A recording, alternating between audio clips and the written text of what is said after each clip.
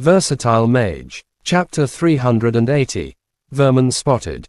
Mo Fan was smart enough to know that Leng King was implying something. He lowered his voice and asked, "Big sis, do you know something? My people have access to some information, and I also spent some time investigating the identities of the first 2 corpses that were found after the snake appeared in the city. I didn't find anything useful, but someone seems very suspicious now." Leng King was fairly tall and was currently bearing a sharp gaze. Her aura was quite different from the girls with cold personalities. Luckily, she was Lingling's sister. Otherwise, Mo Fan would simply not approach a woman like her. "Big sis, are you suspicious about the plague?" Mo Fan noticed something from Leng King's tone. "Do you want to save the snake?" asked Leng King. Both Li Qian and Leng King were leaning towards the side of the Totem Guardians. They had already asked Mr. Lu, who was leading the medical team. He mentioned that even though the blood of the black totem snake was able to resist the virus, it was not enough to cure it. It implied that the black totem snake was not the true cause of the plague. Besides, White Town was severely impacted when the outbreak took place, but the black totem snake was staying at Westlake before. If he were the cause of the plague, the most serious outbreak would have happened to the people close to the lake instead. The elder of the magic court Li Qian and Leng King had both been investigating the incident. They had acquired some leads, but they were unable to sort out who their real targets were. "I do, but..." Mo Fan glanced at the dispirited Tang Yu sitting on the edge of the causeway. Mo Fan knew they did not have any convincing proof, but his instinct was telling him that the black totem snake was not evil.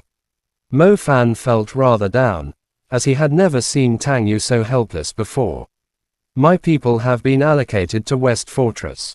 I didn't have anyone to help. If you're willing to assist me, head to White Town at once and see if there's any trace of other demon beasts," said Leng King. "I thought someone had already investigated it. Would it make any difference?" said Mo Fan. White Town was the place of the outbreak, thus the government would have sent magic court people over.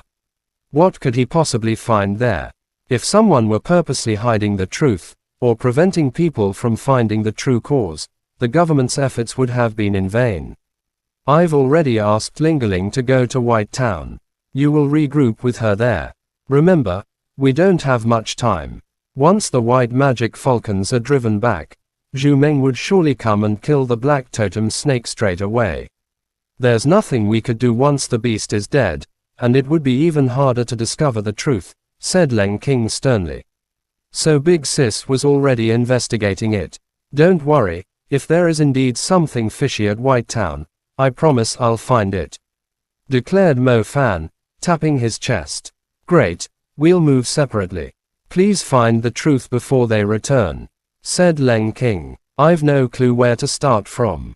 What shall I do first?" blurted out Mo Fan. "I've already sent the information to Lingling. She will give you the debrief."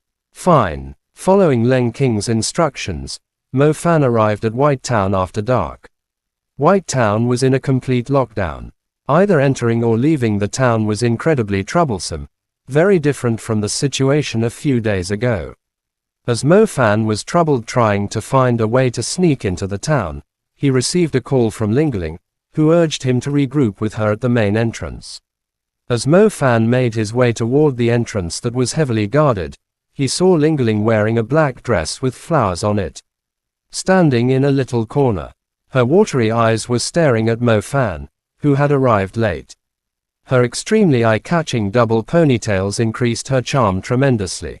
Mo Fan could not help but feel a great urge to hug her and rub her cheeks. "I knew you wouldn't die so easily," Lingling said as usual. She glanced at Mo Fan for a while before a smile surfaced on her face. "You're getting prettier." Mo Fan reached out his hand and pinched her cheek. Lingling immediately twisted her lips. She hated someone pinching her cheeks the most.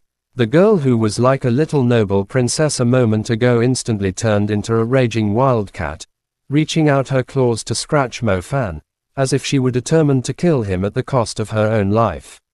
Mo Fan grabbed Lingling's head with his hand, preventing her arms and legs from reaching him.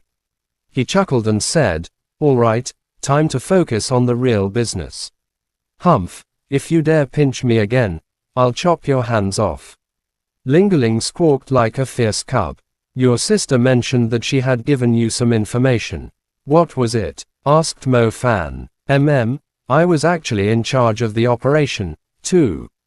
Around 2 months ago, she told me to look into a batch of blood serums being transferred around by the government. The blood serums were supplied to the rest stations, lines of defense, and fortresses in Zhejiang province. You do know that there are endless casualties from fighting demon beasts.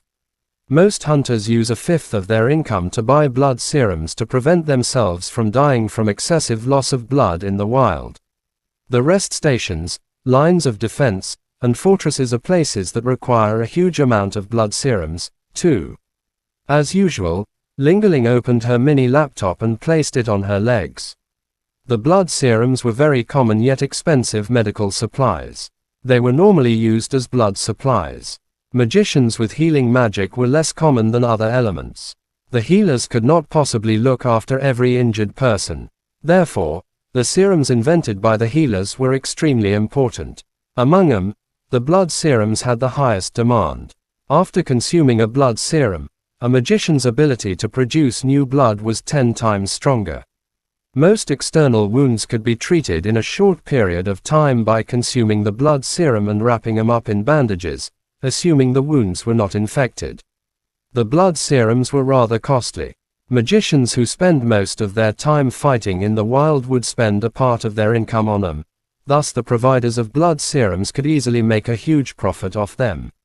"What about the blood serums?" asked Mo Fan. "The blood serums are refined using a special type of blood obtained from demon beasts. The entire process is supposed to be under strict monitoring, and the products have to pass several tests before they are distributed to the rest stations, the military, or sold to the hunters or traders. My sister found out that someone tried to produce blood serums using a different ingredient to replace the special blood, which ended up producing a batch of defective blood serum," said Ling. "Black-hearted vendors," said Mo Fan in a surprised tone. "The Magic Association is in charge of the blood serums, and the government would also have a supply of them.